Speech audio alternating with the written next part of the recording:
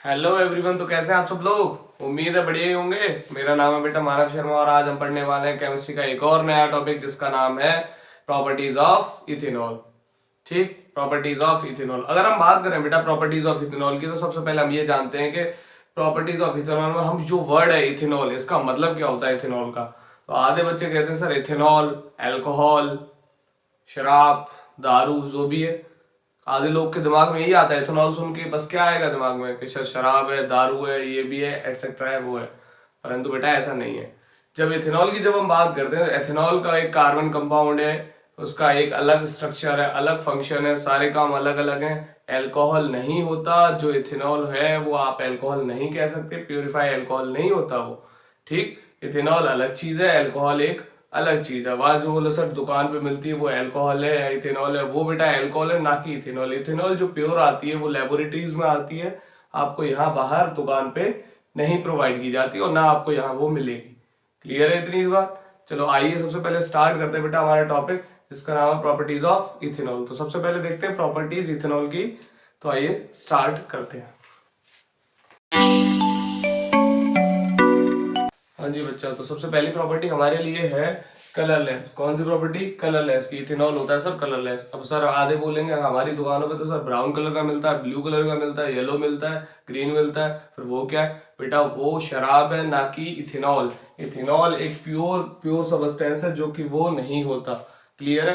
पहली चीज इथेनॉल होता है वो जो प्योर फॉर्म में पाया जाता है, ना कि जो आपकी दुकानों पे मिलता है उसे हम इथेनॉल बोलते हैं। ठीक, दूसरी प्रॉपर्टी की बात करें तो सर सॉल्युबल इन वाटर है, पानी में बेटा घुल जाता है आसानी से।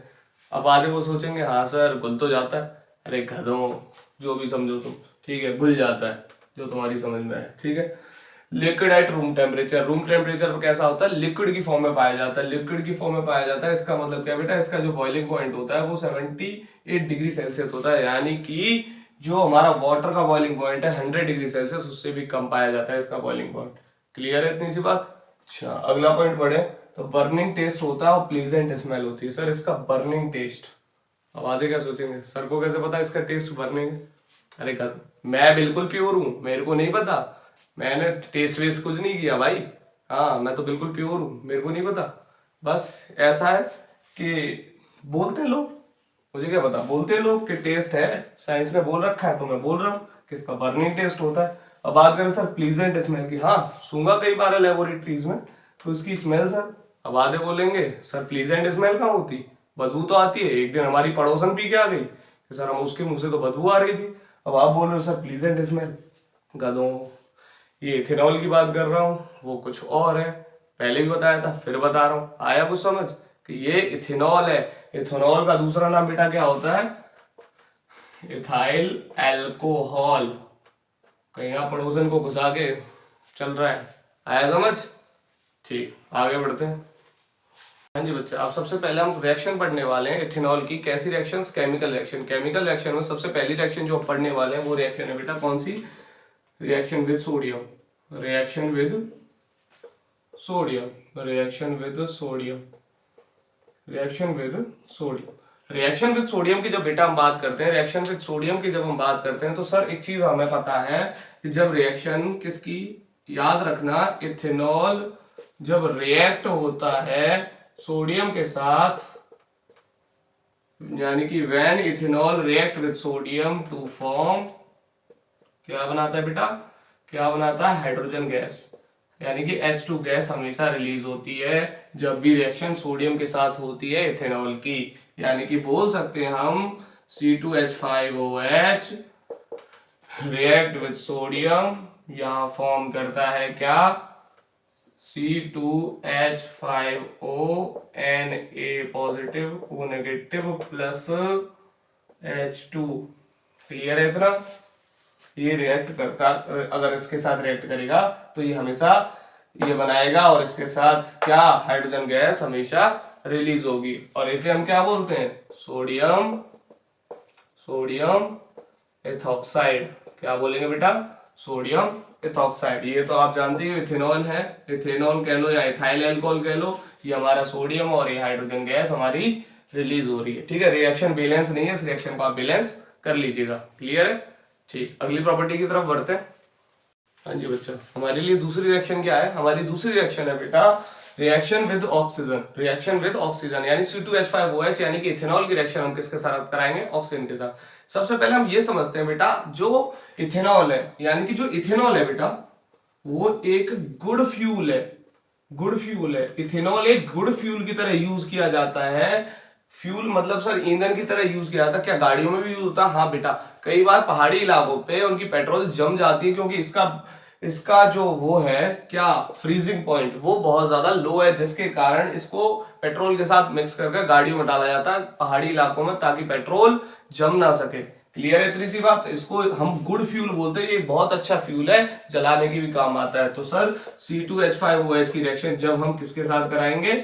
जब हम किसके साथ कराएंगे बेटा? ऑक्सीजन के साथ कराएंगे। तो यहां में प्राप्त होगा CO2 plus H2O plus heat and light. क्या प्राप्त होगा बेटा? Heat and light. बताइए, आया समझ? ठीक, अगली रिएक्शन की तरफ बढ़ते हैं। हाँ जी बच्चा, अगली रिएक्शन की जब हम बात करते हैं तो अगली रिएक्शन है बेटा हमारे पास डिहाइड्रेशन रिएक्शन। कौन सी? Dehydration reaction. डिहाइड्रेशन का मतलब होता है बेटा पानी की कमी होना। किसी रिएक्शन में जब पानी की कमी होती है तो हम उसे बोलते हैं डिहाइड्रेशन रिएक्शन। ठीक, अब इस रिएक्शन का मतलब पानी की कमी हो रही है रिएक्शन में, मतलब पानी रिलीज हो रहा है रिएक्शन से, निकल कर बाहर जा रहा होगा। जैसे कि एग्जांपल ले सकते हैं, जैसे हम बोले C2H5OH। अगर मैं इसे हीट करा दूं बेटा, मैं इसे हीट करा दूं कितने पे? 373 डिग्री केल्विन पे। हम अगर इसे हीट कराएंगे, किसकी प्रेजेंस में करा दूं? कंसंट्रेटेड H2SO4 की प्रेजेंस में मैं इसे हीट करा रहा हूं।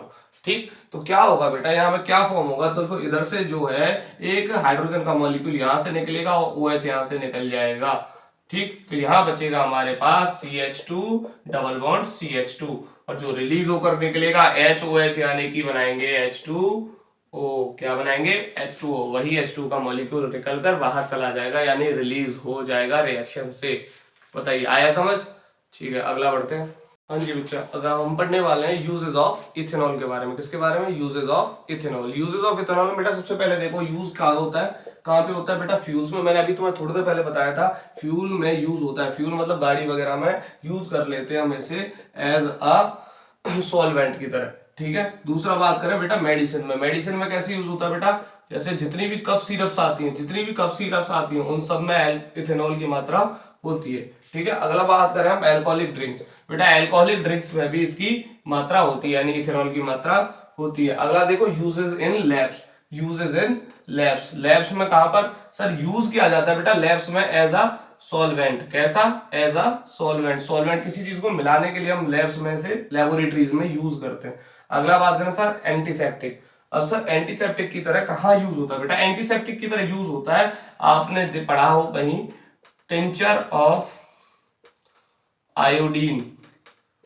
Tincture of iodine. Tincture of iodine की तरह यूज किया जाता है। सर ये टिंचर ऑफ आयोडीन क्या होता है बेटा? ऐसा है, जो आयोडीन है उसको हम जब इथेनॉल के साथ मिक्स करके कहीं पर चोट पर लगाते हैं तो वो बहुत जल्दी सही हो जाता है, तो वर्क करता है एज अ एंटीसेप्टिक। आया समझ? टिंचर ऑफ आयोडीन यानी कि आयोडीन को जब हम इथेनॉल के साथ मिक्स कर कहीं पर लगा देते हैं, किसी चोट या किसी घाव पर, तो वो सही हो जाता है। इसी को टिंचर ऑफ आयोडीन कहते हैं, जो कि एक एंटीसेप्टिक की तरह काम करता है। क्लियर है? ठीक, आगे बढ़ते हैं। हाँ जी बच्चा, हमारे लिए अगला टॉपिक है डीनेचरेशन ऑफ इथेनॉल। कौन सा? Denaturation of ethanol. अब ये क्या होता है बेटा? देखो, सबसे पहले डीनेचरेशन ऑफ इथेनॉल क्या होता है? जब हम कभी, यानी कि when we add methanol. Methanol समझते हो? यानी कि कच्ची शराब, या अखबार वगैरह में आपने पढ़ा हो कच्ची शराब सर जो भी मिलती है पकड़ी जाती है वही। यानी ये ऐसी शराब होती है बेटा जो कच्ची होती है और हमारे लिए बहुत ज्यादा नुकसानदायक है, इंसान की जान तक लेने के लिए पर्याप्त है, यानी बहुत खतरनाक चीज है ये। When we add methanol in ethanol for make it unfit for drink is known as denaturation of ethanol। क्या मतलब है सर इस बात का? इस बात का बेटा मतलब ये है कि जब हम इथेनॉल को इथेनॉल के साथ ऐड करते हैं, सर आपने बताया मिथेनॉल को इथेनॉल के साथ कर देंगे तो ऐड, तो फिर क्या होने वाला है? ये तो शराब बहुत जहरीली है, ऐसा होता है बेटा, मिथेनॉल की कुछ मात्रा इथेनॉल के साथ मिक्स कर दी जाती है ताकि लोग इसे पिए नहीं। अब सर इथेनॉल को क्यों नहीं पीना चाहते? अब मान के चलो लेबोरेटरीज में आपके लिए इथेनॉल लाया गया, अब आपके लिए लेबोरेटरीज में इथेनॉल लाए, आप चक वहां पर पानी लेके बैठ के, सोडा लेके बैठ गए हो और चक लग रहे हो अपना काम करने, तो ऐसा थोड़ी ना होता है। यानी उसको ना पिए, उसको बचाने के लिए उसमें ऐड किया जाता है मिथेनॉल। क्यों? मिथेनॉल उसे बना देता है अनफिट, पीने योग्य नहीं रहती, वो प्योर नहीं होती, आप उसे पी नहीं सकते क्योंकि आपको अपनी जान गंवाने का खतरा होता है। क्लियर है इतनी सी बात? आया समझ ये वाला टॉपिक? ठीक। अच्छा, अगर आपको वीडियो अच्छी लगी तो बेटा लाइक करिए, शेयर करिए, कमेंट करिए, सब्सक्राइब करिए, और अगर आपको किसी और नए टॉपिक पे वीडियो चाहिए तो मेरे को जरूर जरूर जरूर बताइएगा, ठीक है? कमेंट सेक्शन में जरूर बताइएगा, ठीक है? Thank you.